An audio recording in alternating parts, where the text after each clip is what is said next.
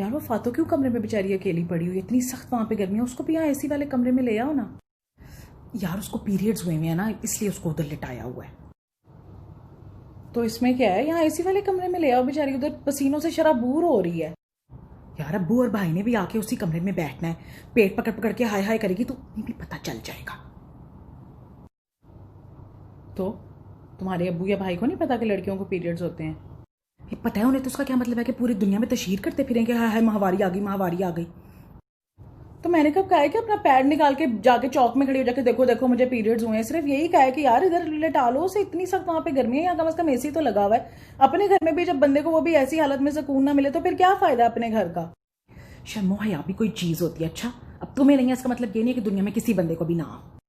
मेरी बात सुनो, अब इस्लाम को ना इसमें लेके आना, क्योंकि आज से 1400 साल पहले लोग आराम से महफिल में इन चीज़ों के बारे में डिस्कशंस भी कर लेते थे, सवाल जवाब भी कर लेते थे, ठीक है। और दूसरी बात यह है कि जब कुरान पाक में इन चीज़ों के बारे में, इनके अहकामात के बारे में लिखा है और हम एक्सपेक्ट करते हैं कि एक 10-12 साल का बच्चा या बच्ची कुरान पाक पढ़ के कंप्लीट कर लेता है, तो जाहिर बात है जो पढ़ रहा है उसका मतलब भी तो जानना उसके लिए फर्ज है ना। तो जब अल्लाह मियां ने ये सारे अहकामात लिख दिए हैं तो इसका मतलब है कि इसमें कोई टैबू नहीं है, आपको इस बारे में ओपनली बात करनी चाहिए, लोगों को नॉलेज होना चाहिए। और नॉलेज जब एक चीज़ के बारे में है तो इसका मतलब है कि आप लोगों के लिए जिंदगी आसान करें उस नॉलेज की बेस पे, ना कि और मुश्किल कर दें। पता नहीं पैड भी लेने जाओ तो उसे 100 गिलाफों में लपेट के देते हैं कि पता नहीं बम लेके जाने की क्या लेके जा रहे हैं, हद हो गई है।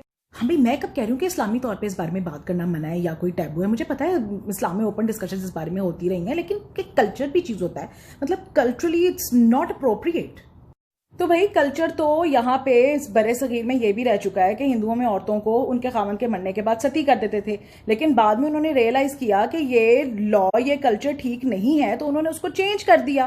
तो अगर हमें भी समझ आ रहा है कि एक ऐसा हमारे कल्चर का एक एस्पेक्ट है जिसकी वजह से औरतों को इतनी मुश्किलात का सामना है, रमजान में उन्हें सुबह सुबह सहरी में उठना पड़ जाता है कि जी अब्बू और भाई ना देखें, और सुबह सुबह उठ के उन्होंने सहरी जरूर करनी है और फिर अफ्तारी का ड्रामा भी जरूर करना है, चाहे वो रोजा रखें या रखें जब उन्हें पीरियड्स हुए होते हैं। मतलब इसमें क्या आसानी है, आप उसको सो लेने दें। जब आपके बाप और भाई को ये बात पता ही है कि आपको पीरियड्स हैं, तो why don't make your life simpler and easier. भाई अब यहाँ पे यही रिवाज चल रहा है, ठीक है ना। अब मेरे या तुम्हारे चेंज करने से तो कोई चेंज नहीं आएगा ना, मतलब अजीब लगता है यार। अच्छा जब तुम्हारे भाई के बेटे के खतने करवाने थे और आपने फातो को ही कहा था कि प्लीज जाओ उसके साथ क्योंकि तुम्हारी दोस्त डॉक्टर है, उसको पता होगा, तब इसमें कोई शर्म की बात नहीं थी कि उसके भाई के बेटे की नोनो कट रही है तो वहां लड़की साथ जा रही है और पूरे मोहल्ले में तुम लोगों ने उसके बाद लड्डू बांटे थे, और पीरियड्स के नाम पे तुम लोगों को शर्म आने लग जाती है। लड्डू तो तुमने भी खाए थे, वो भी दो दो। अब बढ़ बढ़ के बातें कर रही है, मैं तुम्हारी बगैरती में नहीं आगे जा सकती, ठीक है ना। जब उसकी तबीयत ठीक हो जाएगी खुद ही आके एसी वाले कमरे में लेट जाएगी, तुम्हें ज्यादा उसकी हेछले बनने की जरूरत नहीं है।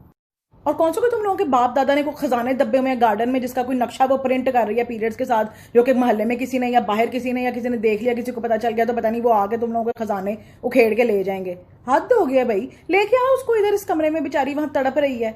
नूर मेरा बेटा बात सुने जरा। जी अब्बू, जी अब्बू। वो बेटा मैंने नोट किया था फातो अपनी की तबीयत शायद थोड़ी कल से गड़बड़ थी, तो वो मैंने नेट पे देखा था कि ऐसी हालत में चॉकलेट वगैरह दें तो तबीयत बेहतर हो जाती है।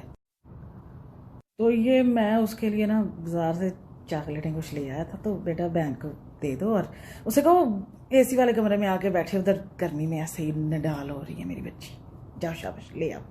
जी अब्बू मैं कहती हूँ, मैं भी एक चॉकलेट ले लूँ। देखा ये होता है बाप, पता चल गया अब उन्हें अपनी बेटी के कंफर्ट की ज्यादा फिक्र है बजाय इसके इन टैबूज की। अब तुम भी कोई इंसान की बच्ची बनो और चलो उठाओ उसको। बढ़िया बेबे।